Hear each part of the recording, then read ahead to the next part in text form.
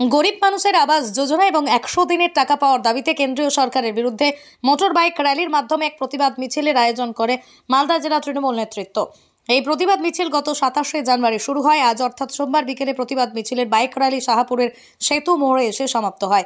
এদিন এই bike rally অনুষ্ঠানে তৃণমূল কর্মীদের স্বাগত জানাতে উপস্থিত হয়েছিলেন মালদা জেলা তৃণমূল কংগ্রেসের চেয়ারম্যান সমর মুখার্জি, পুরাতন মালদা পৌরসভার চেয়ারম্যান কার্তিক ঘোষ। এছাড়াও উপস্থিত ছিলেন অন্যান্যরা। এদিন এই বাইক র্যালি কর্মসূচিতে পুরাতন মালদা তৃণমূলের ব্লক সভাপতি রবীন দাস জানান, ভারতবর্ষের বিজেপি পরিচালিত কেন্দ্র সরকারের বিরুদ্ধে এই প্রতিবাদ মিছিল, কারণ রাজ্যের গরিব মানুষের টাকা তারা পাঠাচ্ছে না। মালদা তৃণমূল কংগ্রেস তোমার গাজল বামনগোলা হবিবপুর হয়ে মালদা গ্রামীণ আজকে এখান থেকে আমরা সেতু মোড় অব্দি যাবো। টাকা এবং বাংলা বা যোজনার টাকা রেখে দিয়ে সরকার দিচ্ছে না, তার প্রতিবাদে আমাদের প্রতিবাদ মিছিল এবং সেতুর মোড়ে সমাবেশ।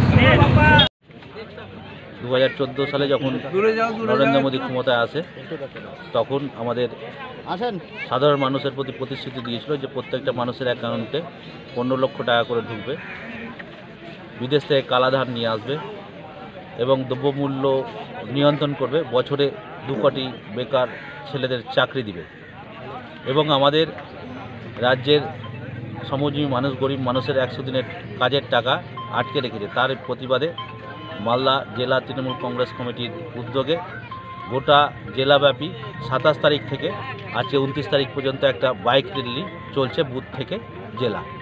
এই র্যালি আজকে আমাদের হবিপুর হয়ে ওলমালদা ব্লকে ঢুকবে, আর কিছুক্ষণের মধ্যেই আমরা ওলমালদা ব্লক থেকে এই র্যালি শুরু করব এবং আমাদের সেতু মোড়ে পৌঁছে একটা সভা হয়ে সেখানে র্যালির সমাপ্তি ঘোষণা হবে।